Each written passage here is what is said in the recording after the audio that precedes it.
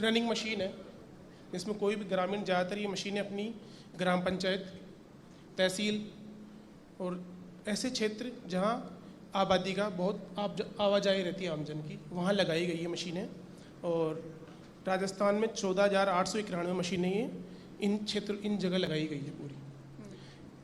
इस ई मित्रा plus machine में 75 से अधिक सेवाएं आमजन ले सकता है, जिसमें जैसे मैं छोटी बात करूँ तो अपने सारे सर्टिफिकेट्स हो गए, बर्थ सर्टिफिकेट हो गया, जाति मूल, डेथ सर्टिफिकेट हो गया, मेरे सर्टिफिकेट। कई बार ये ऐसे डॉक्यूमेंट्स हैं जो आसानी से बन नहीं पाते, सरकारी दफ्तरों के कई बार चक्कर लगाने पड़ते हैं लोगों को, अधिकारियों की मनमानी की कई बार शिकायतें आती हैं। तो इस ई मित्र प्लस ऐप ने कैसे उन चीज़ों को, उन समस्याओं को लोगों की दूर किया? हाँ, देखो आज से 15 साल पहले की बात करें अपन तो आपको जैसे जाति मूल हो गया, बर्थ सर्टिफिकेट लेके ऑफिसों के चक्कर लगाने पड़ते थे।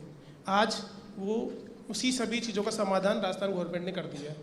अब आपको आपके नज़दीकी ई मित्र सेंटर पे जाना है, सारा प्रोसेस ऑनलाइन हो गया, वहाँ आपको अप्लाई करना है, वहीं से सारा प्रोसेस ऑनलाइन अप्रूव होके यूजर के मोबाइल में मैसेज आता है और वो अपने नज़दीकी ई मित्र प्लस मशीन पे जाके वो संबंधित सर्टिफिकेट को डाउनलोड कर सकते हैं। जी, सीएम अशोक गहलोत ने 2019 में जन सूचना पोर्टल की शुरुआत की थी। हाँ, इससे आमजन को क्या फायदा हो रहा है और कैसे इसके फायदे जो हैं वो लोगों तक पहुंच रहे हैं? जन सूचना आरटी एक्ट, जन सूचना पोर्टल की स्थापना आरटी एक्ट के तहत की गई थी। आरटी एक्ट से मतलब है कि कोई आमजन को किसी भी डिपार्टमेंट से सूचना चाहिए तो उसको क्या कि पहले आरटी में एक एप्लीकेशन लगानी पड़ती थी, उसका प्रोसेसिंग होता था, तो कम से कम भी 30 डेज तो आप मानो उतना टाइम लगता था। लेकिन जन सूचना पोर्टल से क्या हुआ कि सभी चीज़ें हमने ऑनलाइन प्लेटफॉर्म पे आमजन को प्रोवाइड करा दी गई। सरकार की ये कोशिश तो रही है कि चीज़ों को ऑनलाइन कर दिया, इजी कर दिया, लेकिन पढ़े लिखे लोगों के लिए, युवाओं के लिए। लेकिन कई आबादी एक बहुत बड़ी ऐसी भी है जो कि इंटरनेट की रीच से दूर है और इन सब चीज़ों से दूर है, तो उन लोगों को कैसे फिर मदद मिलती है इससे? उसी के लिए हमने स्मार्टफोन योजना लॉन्च की है राजस्थान सरकार ने। आज हर घर में स्मार्टफोन है और हमने बाकायदा हर घर में 1 साल का नेट फ्री हो दिया है। बिल्कुल बिल्कुल। और उसमें प्री इंस्टॉल जन सूचना ऐप हमने सभी मोबाइल्स में दिया है। वो इसीलिए दिया गया है कि आमजन की पहुंच तक ये डिजिटल सेवाएं आ सकें। बिल्कुल, मुझे लगता है कि जब हम रूरल एरिया में महिलाओं के हाथ में स्मार्टफोन देखते हैं तो ये बहुत बड़ी उपलब्धि है सरकार के लिए भी और आप लोगों के लिए। हाँ। लेकिन इस वक्त अगर हम मिशन 2030 को लेकर राजस्थान की बात करें, क्योंकि सबसे महत्वपूर्ण मिशन जो है वो सरकार के लिए इस वक्त 2030 का जिक्र किया जा रहा है और ये कहा जा रहा है कि 2030 में राजस्थान को नंबर 1 राज्य बनाना है।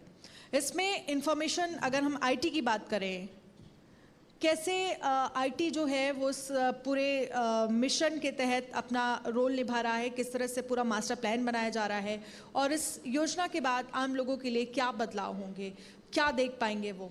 मिशन 2030 में स्मार्टफोन योजना वितरण है, ये भी एक फर्स्ट कदम ही एक तरह से देखा जाए तो मिशन 2030 के लिए। आज देखा जाए तो राजस्थान सरकार में सभी चीज़ें ऑनलाइन है। बालिकाएं जो स्कॉलरशिप के लिए आवेदन करती है वो सारे फॉर्म, सब चीज़ें ऑनलाइन प्रोवाइड हो चुकी है।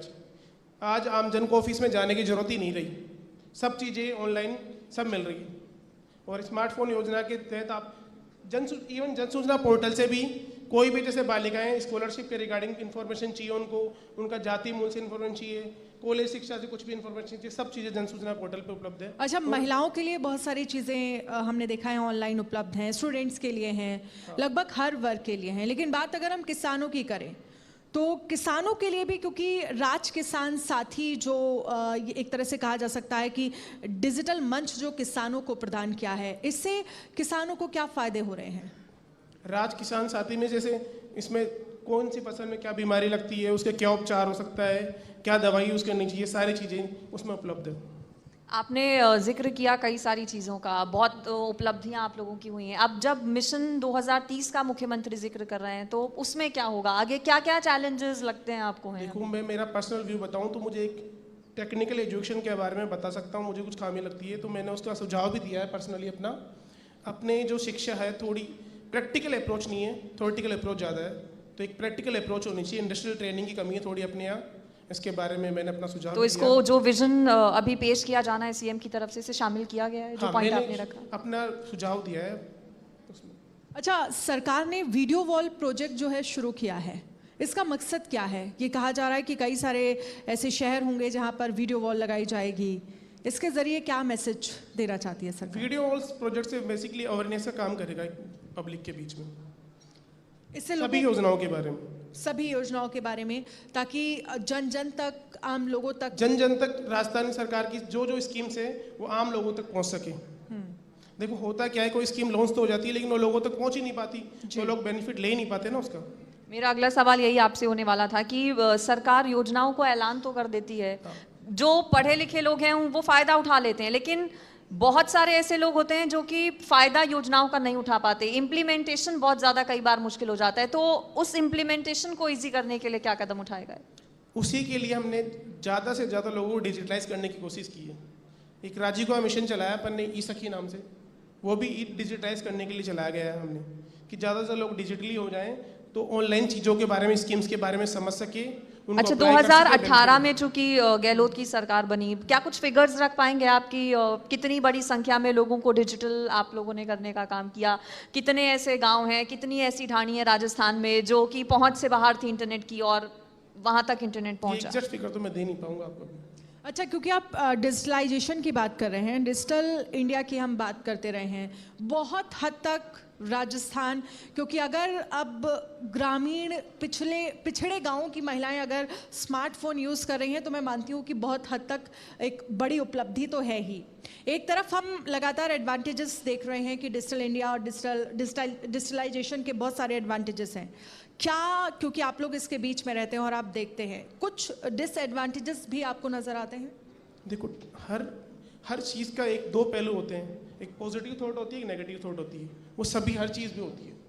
अब स्मार्टफोन योजना से देखा है तो अपने को ज़्यादा से ज़्यादा पॉजिटिव थॉट ही देखता हूँ मैं तो अपनी तरफ से, नेगेटिव पॉइंट्स बहुत कम होंगे, पॉजिटिव थॉट ज़्यादा है, लोगों में अवेयरनेस बढ़ी है हर चीज़ के बारे में, डिजिटलाइज हुआ है। तो अब देखो संसार में देखा है तो, वर्ल्ड में देखा है तो, इंडिया में हिसाब से अदर कंट्रीज़ के बारे में, डेवलप कंट्रीज़ के बारे में देखते हैं तो वहाँ सभी चीज़ें डेवलप डिजिटलाइज हो चुकी है, तो उसके संदर्भ में देखें तो इंडिया में डिजिटलाइजेशन कंपलसरी है। अब कुछ नेगेटिव पॉइंट्स हैं, मैं मानता हूँ उनको इग्नोर करना चाहिए। हाँ, और दूसरा ये, क्योंकि जब पहले हम देखते थे, अगर आप डिजिटलाइजेशन की बात नहीं करते हैं तो आप, अगर हम पहले देखें तो योजनाओं का अगर यहाँ से अनाउंसमेंट किया गया है, तमाम सरकार की तरफ से यहाँ राजस्थान की जनता के लिए योजनाएं अगर आई हैं, लेकिन डिजिटलाइजेशन के बाद कितना आसान हो गया है लोगों तक पहुंचना, क्योंकि जब फ़ोन महिलाओं के हाथ में है तो कोई भी अगर सरकार से रिलेटेड या उनके फेवर में स्कीम आ रही है तो भाई सुबह ही पता चल जाता है कि आज ये है, आज सिलेंडर मिल रहा है, आज हमसे रिलेटेड ये चीज़ें हमें फ़ायदा मिल रही हैं। तो मुझे लगता है कि बहुत सारी चीज़ें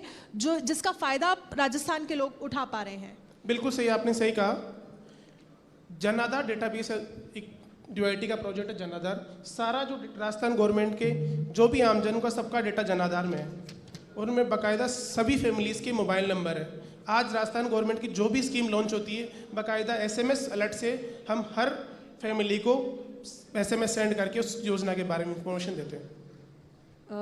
ई मित्र पोर्टल की चूंकि अभी हम बात कर रहे हैं, ई मित्र प्लस, इससे लोगों को कितना फ़ायदा हुआ है, और आगे जब नए विजन की मुख्यमंत्री की बात हो रही है तो क्या इसका विस्तार किसी तरह से आगे देखेंगे हम आने वाले दिनों में? ई मित्र प्लस से देखा जाए तो ये जो मैंने पहले बताया आपको, मशीनें लगी है ग्राम पंचायत स्तर पे, बिल्कुल रूरल एरियाज़ में मशीन लगाई गई है। तो मशीन से क्या होगी, एक तो डिजिटली अवेयरनेस भी बहुत अच्छी हुई, लोगों को पता चला है कि कैसे ऑनलाइन वर्क होता है, और ये मशीन निःशुल्क कोई भी आमजन जाके ग्राम पंचायत पे, पंचायत समिति, तहसील, उपखंड कार्यालय, कोर्ट परिसर, कहीं भी जाके खुद सेल्फ ऑपरेट कर सकता है इस मशीन को। पिछले 5 सालों की अगर हम बात करें तो मुझे लगता है कि ये कहना गलत नहीं होगा कि 5 सालों में राजस्थान में सूचना क्रांति आ गई है। आप इसी डिपार्टमेंट से जुड़े हुए हैं, इन 5 सालों के, लगभग 5 सालों के कांग्रेस के कार्यकाल को आप कैसे देखते हैं, और आने वाले समय में आप क्या एक्सपेक्टेशंस रखते हैं कि क्या बदलाव होंगे, क्या और चीज़ें अपडेट होंगी जिससे लोगों को फ़ायदा होगा? इन 5 सालों में IT का जो इम्प्रूवमेंट रहा राजस्थान गवर्नमेंट में बहुत अच्छा रहा। आज सारी चीज़ें ऑनलाइन लोगों को उपलब्ध है, हर चीज़, छोटी से छोटी चीज़ देखें अपन, सब चीज़ें ऑनलाइन उपलब्ध हैं।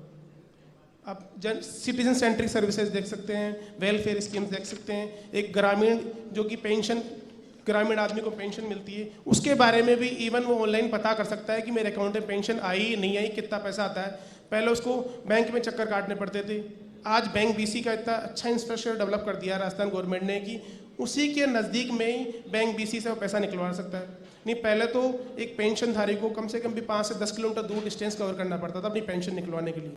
वो भी एक अचीवमेंट ही मानता हूँ मैं राजस्थान सरकार का। डिपार्टमेंट ऑफ इंफॉर्मेशन टेक्नोलॉजी में 2018 के बाद से ट्रांसफॉर्मेशन हुआ है, आगे क्या रिफॉर्म्स की ज़रूरत अब लगती है, इसमें नज़र आती है कुछ? अब आईटी में क्या होता है कि पर्टिकुलर एक विजन रहता है।